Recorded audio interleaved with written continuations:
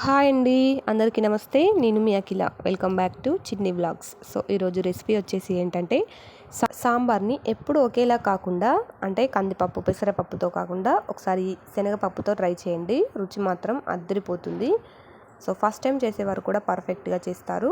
Skip చేయకుండా వీడియోను end వరకు చూసేసి పక్కనే ఉన్న బెల్ ఐకాన్ని యాక్టివేట్ చేసుకోండి. లేట్ చేయకుండా ప్రాసెస్లోకి వెళ్దాం. ఇక్కడ నేను అరకప్పు వరకు పచ్చి శనగపప్పును తీసుకున్నానండి. దీనిని ఇప్పుడు కుక్కర్లో వేసుకోవాలి. కుక్కర్లోకి వేసుకున్న తర్వాత అరకప్పు శనగపప్పుకి 2 కప్పుల వాటర్ను యాడ్ చేసుకుంటున్నాను. ఇప్పుడు ఇందులోకి టేస్టింగ్ కోసం 6 టేబుల్ స్పూన్ వరకు సాల్ట్ను యాడ్ చేస్తున్నాను. అదేవిధంగా 1/2 టేబుల్ స్పూన్ వరకు పసుపును వేసుకుంటున్నాను. ఇప్పుడు మూత పెట్టుకొని ఒక 5 విజిల్స్ రానివ్వాలి.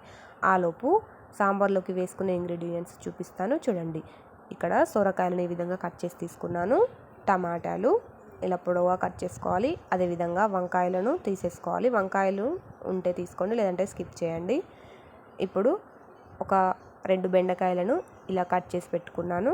అదేవిధంగా ఒక 3 పచ్చిమిర్చిని కూడా కట్ చేసి పెట్టుకోవాలి. ఉల్లిపాయ ఒక పెద్ద సైజు ఉల్లిపాయను ఇలా కట్ చేసుకోవాలి. మీ దగ్గర ఉన్న కూరగాయలను వేసేసుకోవచ్చు. మెయిన్గా మనకు సాంబార్ అంటే గుర్తొచ్చేది మునక్కాయలు కదా, వాటిని కూడా కట్ చేసి నార తీసి పెట్టుకున్నాను. ఇప్పుడు ఒక బౌల్ తీసుకొని అందులోకి ఒక చిన్న ఉల్లిపాయ సైజ్ అంతా చింతపండును వేసుకొని ఒకసారి బాగా కడుక్కోవాలి. పులుపుకు సరిపడ చింతపండు తీసుకుంటే సరిపోతుందండి. ఇక్కడ నేను పాత చింతపండుని యూజ్ చేస్తున్నాను. దాన్ని రెడీగా నానబెట్టుకొని పక్కన పెట్టుకోవాలి. చూడండి, ఒక 5-6 విజిల్స్ తర్వాత మనకి కందిపప్పు అనేది మెత్తగా ఉడికిపోయింది కదా. ఇలా పప్పు దువ్వతో బాగా అదుముతూ ఇలా మెత్తగా చేసేసుకోవాలి. చూడండి, కొన్ని వాటర్ యాడ్ చేసుకొని మళ్ళీ ఒకసారి ఇలా మెదుపుకోవాలి.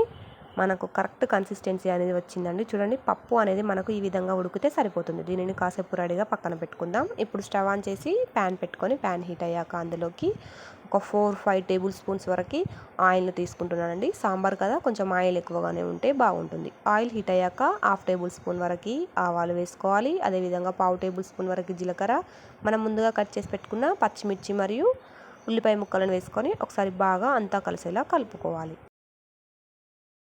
ఇప్పుడు మనం ముందుగా కట్ చేసి నార తీసి పెట్టుకున్న మునక్కాయలు ఉన్నాయి కదా, వాటిని కూడా ఇందులోకి వేసుకోవాలి. ఫస్ట్ టైం మునక్కాయలు ఎందుకు వేసుకోవాలి అంటే అవి పచ్చివాసన పోయే వరకు కొంచెం బాగా ఉడికించాలండి. మిగతా పీసెస్తో వేస్తే అవి కొంచెం పచ్చివాసన అనేవి వస్తాయి. సో ఇలా వేసుకొని ఒక 2 నిమిషాల వరకు స్టవ్ని లో ఫ్లేమ్లో ఉంచి మూత పెట్టుకొని ఉడికించుకోవాలి.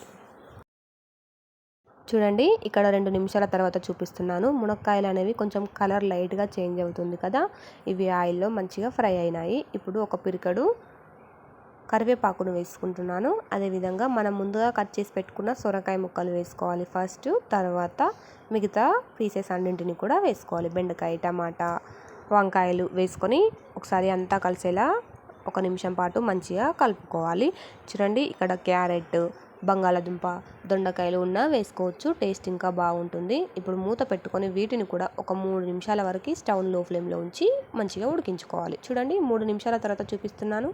మనకు ఆల్రెడీ పీసెస్ అన్నీ ఫ్రై అయిపోయాయి కదా. ఇప్పుడు ఇందులోకి 1/2 టేబుల్ స్పూన్ వరకు అల్లం వెల్లుల్లి పేస్ట్ వేసుకుంటున్నాను. ఇప్పుడు అల్లం వెల్లుల్లి పేస్ట్ అనేది పచ్చి వాసన పోయే వరకు అంతా కలిసేలా మంచిగా కలుపుకోవాలి. అల్లం వెల్లుల్లి పేస్ట్ ఉంటే టేస్ట్ బాగుంటుందండి, ఫ్లేవర్ కూడా మంచిగా ఉంటుంది. సో ఇప్పుడు 1/2 టేబుల్ స్పూన్ వరకు పసుపును వేసుకుంటున్నాను. పసుపు వేసుకొని ఒకసారి అంతా కలిసేలా కలుపుకోవాలి. మనం ఆల్రెడీ పప్పులో వేసాం కాబట్టి కొంచెం తక్కువగా పసుపు వేసుకుంటే సరిపోతుంది. ఇప్పుడు మనం ముందుగా రెడీగా పక్కన పెట్టుకున్న పప్పు మిశ్రమం ఉంది కదా, దానిని ఇందులోకి పోసేసుకోవాలి. పప్పు వేసుకున్న తర్వాత ఇందులోకి రుచికి సరిపడా 1 టేబుల్ స్పూన్ వరకు కారంను యాడ్ చేస్తున్నాను. అదేవిధంగా 1 టేబుల్ స్పూన్ వరకు ఉప్పును వేసుకుంటున్నానండి. ఉప్పు కారం అనేది టేస్ట్ను సెట్ చేసుకుంటూ వేసుకుంటే సరిపోతుంది. స్పైసెస్కి సరిపడా యాడ్ చేసుకోవాలి. మనం ఆల్రెడీ ఉప్పును పప్పు ఉడికించేటప్పుడు వేసుకున్నాం కదా. సో ఇలా ఉప్పు కారం వేసిన తర్వాత మంచిగా కలుపుకోవాలి. ఇప్పుడు నేను ఆల్రెడీ ముందుగా చింతపండు రసంని ప్రిపేర్ చేసి పెట్టుకున్నాం కదా, దానిని ఇందులోకి పోసేసుకోవాలి. నేను వాటర్ తక్కువగా వేసి చింతపండు రసంను రెడీ చేసుకున్నాను. డైరెక్ట్గా ఇందులో పోసేసుకున్నాను కాబట్టి మీరు మీ టేస్ట్కి సరిపడా పోసుకొని వాటర్ అనేది అడ్జస్ట్ చేసుకుంటే సరిపోతుంది. ఇక్కడ టేస్ట్ చెక్ చేసుకున్న తర్వాత నేను మరికొన్ని వాటర్ను యాడ్ చేసుకుంటున్నానండి. సో ఇలా టేస్ట్కి సరిపడా వాటర్ను యాడ్ చేసుకొని మరిగిస్తే సరిపోతుంది.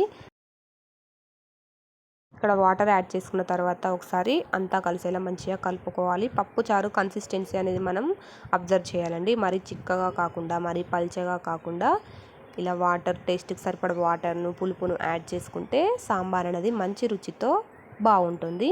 సో ఇలా అంతా ఒకసారి కలుపుకున్న తర్వాత స్టవ్ని లోటి హై ఫ్లేమ్లో అడ్జస్ట్ చేసుకుంటూ ఇప్పుడు పైనుండి కొంచెం కొత్తిమీరను వేసేసుకుందాం. మనం పోపులో కొత్తిమీర వేయలేదు కదా, ఇప్పుడు చారు అనేది మరిగేటప్పుడు కొత్తిమీర వేసుకుంటే టేస్ట్ బాగుంటుంది. మరిగే ముందు కొత్తిమీర వేసుకోవాలి. మంచి ఫ్లేవర్గా మంచి టేస్టీగా ఉంటుంది. చూడండి, ఒక 5 నిమిషాల తర్వాత స్టవ్ను లో టు హై ఫ్లేమ్లో అడ్జస్ట్ చేసి చూపిస్తున్నాను. మనకు పప్పుచారు అనేది మరగడం స్టార్ట్ అవుతుంది కదా. సో ఇలా ఒక 10 నుండి 15 నిమిషాల వరకు స్టవ్ను లో టు హై ఫ్లేమ్లో అడ్జస్ట్ చేసుకుంటూ దగ్గరుండి ఇలా మరిగేలా చూసుకోవాలి. చూడండి, పప్పుచారు అనేది మనకు పూర్తిగా మరిగిపోయింది కదా. ఇందులోకి 1/2 టేబుల్ స్పూన్ వరకు మెంతిపిండి వేసుకోవాలి, 1/4 టేబుల్ స్పూన్ వరకు గరం మసాలా, 1/2 టేబుల్ స్పూన్ వరకు పచ్చి ధనియాల పొడిని వేసుకొని ఒకసారి అంతా కలిసేలా బాగా కలుపుకోవాలి. ఇక్కడ గరం మసాలా ప్లేస్లో సాంబార్ పొడి ఉంటే వేసుకుంటే టేస్ట్ అనేది ఇంకా ఎన్హాన్స్ అవుతుంది. సో మీరు కూడా ఒకసారి తప్పకుండా ఈ విధంగా ట్రై చేసి మీ ఫీడ్బ్యాక్ను నాకు కమెంట్లో చెప్పడం మర్చిపోవద్దు. మంచి టేస్టీతో ఉండండి. ఇడ్లీలోకి కూడా సెట్ అవుతుంది. సో పిల్లలు కూడా చాలా ఇష్టంగా తింటారు. మరీ చిక్కగా కాకుండా మరీ పల్చగా కాకుండా ఉందండి. సో ఈ వీడియో కనుక మీకు నచ్చినట్లయితే లైక్ చేసి మీ ఫ్రెండ్స్ అండ్ ఫ్యామిలీకి షేర్ చేయండి. మరిన్ని మంచి మంచి హెల్దీ అండ్ డిఫరెంట్ రెసిపీస్ కోసం చిన్ని వ్లాగ్స్ ఛానల్ని సబ్స్క్రైబ్ చేయడం మర్చిపోవద్దు. So thanks for watching our video.